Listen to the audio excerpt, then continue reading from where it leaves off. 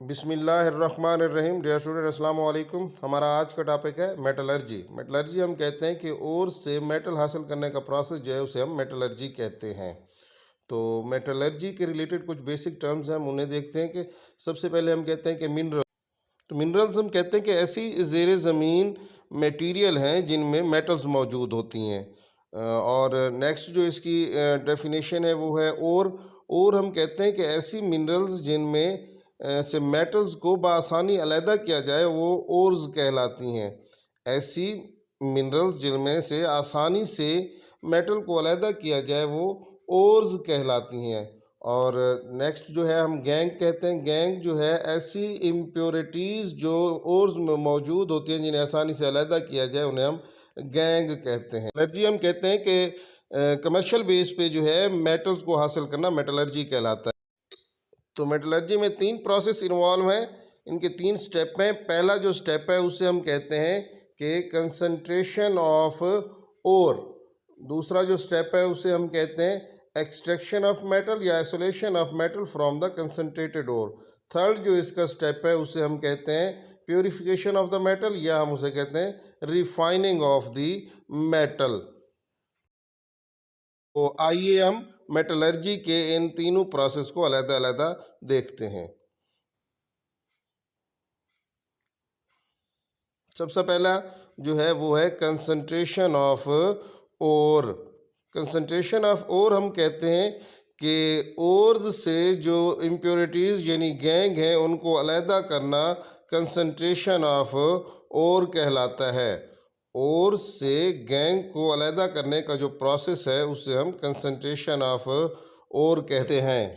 तो मुख्तलिफ टेक्निक्स मौजूद हैं ओर से गैंग को अलहदा करने के। यहाँ पे हम अपनी जो बेसिक 3 है वो स्टेप्स देखते हैं कि पहली टेक्निक्स जो है वो है ग्रेविटी सेपरेशन या जिसे हम कहते हैं हाइड्रोलिक वॉशिंग, और दूसरी जो है वो है मैग्नेटिक सेपरेशन, और थर्ड जो है वो है फ्रॉथ फ्लोटेशन। तो सबसे पहले हम देखते हैं हाइड्रोलिक वॉशिंग क्या होता है। इसमें हम कहते हैं कि ओर और गैंग को ग्रेविटी की बुनियाद पर अलहदा किया जाता है। इसमें एक स्लोप होता है जिसमें हम पाउडर ओर इस्तेमाल करते हैं और उस स्लोप में ग्रूव्स मौजूद होती हैं। जो जब हम स्ट्रीम में वाटर देते हैं तो जो हमारे ओर्स में गैंग होते हैं, लाइटर होते हैं, वो नीचे बैठ जाते हैं, जबकि जो हैवियर पार्टिकल यानी ओर्स होती है वो इन ग्रूव्स में बैठ जाती हैं। नेक्स्ट जो हमारा प्रोसेस है वो मैग्नेटिक सेपरेशन। इसमें ओर जो है वो एक बेल्ट के ऊपर डाली जाती है और इनमें 2 रोलर इस्तेमाल किए जाते हैं। एक रोलर मैग्नेटिक होता है और दूसरा जो होता है नॉन मैग्नेटिक रोलर इस्तेमाल किया जाता है। तो जो हमारी मैग्नेटिक पार्टिकल्स होती हैं वो दूर जाके गिरती हैं, जबकि जो हमारे नॉन मैग्नेटिक पार्टिकल्स हैं वो पहले कलेक्ट कर लिए जाते हैं। यानी हम कहते हैं कि नॉन मैग्नेटिक पार्टिकल्स को पहले कलेक्ट कर लिया जाता है और जबकि जो मैग्नेटिक पार्टिकल्स हैं वो दूर कलेक्ट किए जाते हैं। ये आप देख सकते हैं कि ये नॉन मैग्नेटिक पार्टिकल्स और ये मैग्नेटिक पार्टिकल्स कलेक्ट किए जा रहे हैं।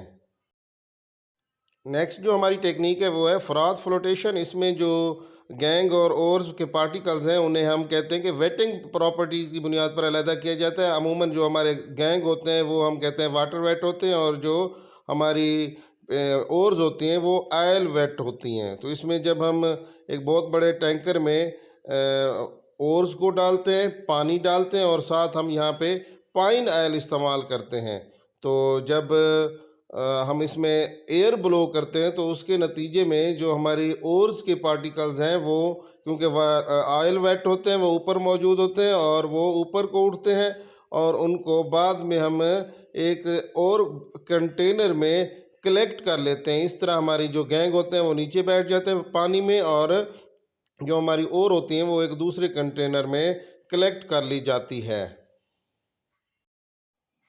नेक्स्ट जो हमारा टॉपिक है वो है एक्सट्रैक्शन ऑफ मेटल। तो अब तक हमने देखा है कि जो हमारी कंसंट्रेशन ऑफ ओर थी वो जनरल हमने बात की। यहाँ पे हम एग्जांपल लेते हैं कि कॉपर की। तो कॉपर की मेन 3 ओर्स मौजूद होती हैं। एक को हम कहते हैं कि ये कॉपर पाइराइट है, दूसरा रूबी कॉपर है और तीसरी जो होती है उसे हम कॉपर ग्लांस कहते हैं। ये तीनों जो ओर्स हैं ये कॉपर की ओर्स होती हैं। इन तीनों में से जो चीफ ओर है यानी जिसमें से हम कहते हैं कि मेटल को हासिल किया जा रहा है पूरी दुनिया में वो है कॉपर पाइराइट। तकरीबन 76% जो मेटल कॉपर पूरी दुनिया में इस्तेमाल की जा रही है वो इसी कॉपर पाइराइट से हासिल की जा रही है।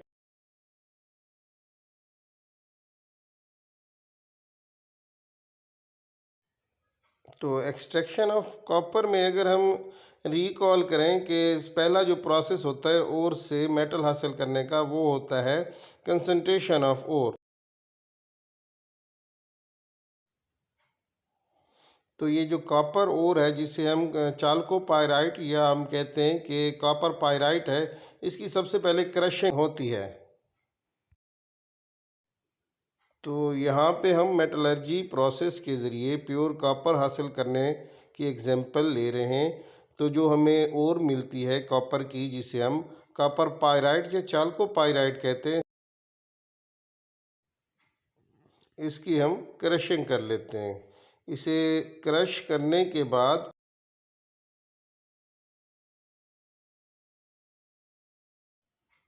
इसकी फिर कंसंट्रेशन होती है। कंसंट्रेशन के मुख्तलिफ टेक्निक्स हमने पढ़ी हैं। हाइड्रोलिक वाशिंग है या जिसे हम ग्रेविटी सेपरेशन कहते हैं। इसके अलावा फ्रोथ फ्लोटेशन है और है मैग्नेटिक सेपरेशन।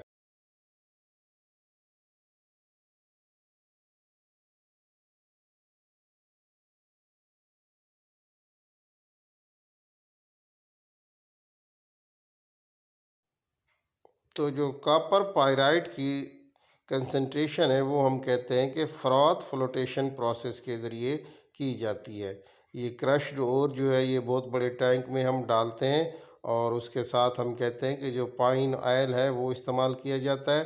पाइन ऑयल इस्तेमाल करके हम कहते हैं कि जब उसमें एयर ब्लो की जाती है, एयर ब्लो करने से जो हमारी और होती है वो ऊपर को उठाती है और जो गैंग होते हैं वो नीचे बैठ जाते हैं और उन्हें अलहदा से कलेक्ट कर लिए जाते हैं और ऊपर से हम और को एक अलहदा किसी टैंक में हासिल कर लेते हैं। तो ये था हमारा कंसंट्रेशन ऑफ ओर।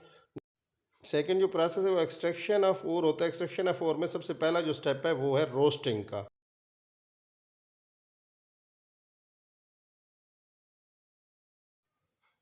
तो हमारे पास जो कंसनट्रेटेड ओर होती है उसे हम एक भट्ठी में डालते हैं, फर्नेस में डालते हैं और साथ ही हम उसके एयर ब्लो करते हैं। एयर ब्लो जो करते हैं वो गर्म हवा होती है। तो उस गर्म हवा के नतीजे में जो हमारी कंसनट्रेटेड ओर होती है उसमें जो इम्प्योरिटीज़ होते हैं जो कि सल्फ़र की शक्ल में या फिर फास्फोरस की या आर्सेनिक या किसी और एलिमेंट की शक्ल में होती हैं, तो वो वोलाटाइल ऑक्साइड बनाकर यहाँ से खारिज हो जाती हैं। जैसे ये सल्फ़र डाइऑक्साइड बन रही है, फास्फोरस डाइऑक्साइड बन रही है और हम कहते हैं कि आर्सेनिक डाइऑक्साइड बन रही होती है। ये जो होते हैं ये वोलेटाइल ऑक्साइड की शक्ल में हमारी इस ओर से अलहदा हो रहे होते हैं। और जो हमारे पास एंड प्रोडक्ट बचता है इसका वो है कि जो क्यूप्रस सल्फाइड है और फेरस सल्फाइड रह जाते हैं, साथ ही सल्फर डाइऑक्साइड गैस खारिज हो रही होती है। सेकेंड स्टेप जो है वो है समेल्टिंग। एक्सट्रैक्शन ऑफ मेटल का सेकेंड स्टेप है समेल्टिंग। समेल्टिंग में जो हमारे पास रोस्टेड ओर होती है ये एक बहुत बड़ी फर्नेस में डाल दी जाती है जहाँ पे हम एयर ब्लो भी करते हैं और साथ में हम कहते हैं कि कोक और सैंड भी हम मिक्स करते हैं। तो जो हमारी रोस्टेड ओर होती है जब वो इस फर्नेस में हम डालते हैं उसके साथ हम कहते हैं कि हम कोक और सैंड डालते हैं। ये तीनों मटेरियल यानी कोक, सैंड और जो हमारी रोस्टेड ओर है वो इस फर्नेस में डालकर हम कहते हैं कि हम इसे हीट देते हैं। यहाँ पे जो कार्बन होती है वो कम मिकदार में डाली जाती है क्योंकि हमारा जो ये रिएक्शन है ये हाईली एक्सोथर्मिक रिएक्शन होता है।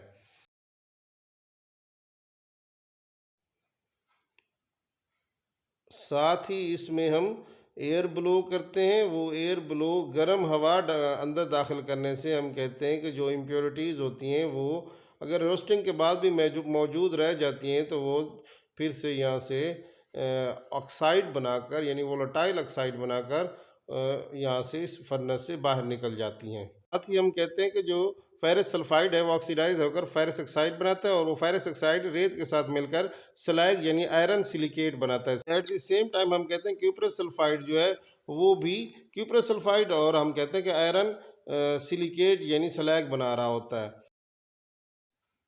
तो इस स्लैग को हम अलहदा एक कंटेनर में हासिल कर लेते हैं। ये ऊपर से हम इसको नतार लेते हैं, नीचे हमारा जो एंड प्रोडक्ट है स्मेल्टिंग का, जिसे हम मैट कहते हैं, वो एक अलहदा कंटेनर में हासिल कर लिया जाता है। ये जो मैट होता है ये क्यूप्रस सल्फाइड और फेरस सल्फाइड का मिक्सचर होता है। लास्ट जो एक्सट्रैक्शन ऑफ मेटल का स्टेप है वो है बेसमराइजेशन। तो बेसमराइजेशन में हमारे पास जो मेट होता है एक बहुत बड़े बेसमर में हम उसे शिफ्ट कर देते हैं। ये जो बेसमर है ये हम कहते हैं कि पाइवोट से जुड़ा होता है, ताकि ये हर तरफ इसको टिल्ट किया जाए यानी झुकाया जा सके। तो मोल्टन मेट को हम इस बेसमर में शिफ्ट करते हैं और साथ ही हम हॉट एयर ब्लो करते हैं और साथ फाइन सैंड जो होती है वो भी इसमें मिक्स करते हैं। हॉट एयर की वजह से जो हमारा फेरस सल्फाइड होता है उससे हम कहते हैं कि वोलेटाइल ऑक्साइड बनते हैं, जो कि इस बेसमर से खारिज हो रहे होते हैं। तो हम अगर केमिकल रिएक्शन की बात करें तो हमारे पास जो फेरस सल्फाइड होता है वो ऑक्सीडाइज होकर फेरस ऑक्साइड बनाता है और साथ ही सल्फर डाई ऑक्साइड गैस खारिज होती है, और फेरस ऑक्साइड जो होता है वो रेत के साथ मिलकर स्लैग बनाता है। ये स्लैग इस कंटेनर में नीचे बैठ जाता है। At the same time cuprous sulphide है वो ऑक्सीडाइज और क्यूपर ऑक्साइड बनाता है, और ये क्यूप्रस ऑक्साइड जो है वो अनरिएक्टेड क्यूप्रस सल्फाइड के साथ रिएक्ट करके सल्फर डाई ऑक्साइड गैस और साथ ही प्योर कापर बनती है। ये जो प्योर कापर हमें हासिल होती है हम कहते हैं कि ये 98% प्योर होती है, और इसे हम ब्लिस्टर कापर कहते हैं। ये था एक्सट्रैक्शन ऑफ मेटल। तो लास्ट जो हमारा स्टेप है जिसे हम कहते हैं कि रिफाइनिंग ऑफ मेटल है, या हम इसे कहते हैं कि इलेक्ट्रोलिटिक रिफाइनिंग ऑफ मेटल। इसमें हम इलेक्ट्रोड इस्तेमाल करते हैं। एक होता है एनोड जो इम्प्योर कापर का होता है, और एथोड जो हम इस्तेमाल करते हैं वो प्योर कापर का होता है, और साथ हम कॉपर सल्फेट का सॉल्यूशन इस्तेमाल करते हैं। और जब हम इसे बैटरी से जोड़ते हैं तो एनोड से कॉपर आयोनाइज होकर कैथोड पर डिपॉजिट होना शुरू हो जाता है, और जो इम्प्योरिटीज़ होते हैं जिन्हें हम एनोड इम्प्योरिटीज़ कहते हैं वो नीचे बैठना शुरू हो जाती हैं, सॉल्यूशन में बैठ जाते हैं, जिन्हें हम एनोड मड भी कहते हैं। तो इस तरह जो हमें कॉपर हासिल होती है वो 99.99% प्योर कॉपर होती है। अगर हम प्रोसेस की बात करें तो पहला प्रोसेस था कंसंट्रेशन ऑफ ओर, दूसरा था एक्सट्रैक्शन ऑफ मेटल। एक्सट्रैक्शन में हमने रोस्टिंग पढ़ा है और हमने पढ़ा है स्मेल्टिंग, और तीसरा जो इसका था वो था बेसमराइजेशन। लास्ट जो स्टेप था वो हमने पढ़ा इलेक्ट्रोलिटिक रिफाइनिंग ऑफ मेटल। उम्मीद है मेटलर्जी का पूरा प्रोसेस आपको क्लियरली अब समझ आ गया होगा। जी थैंक यू।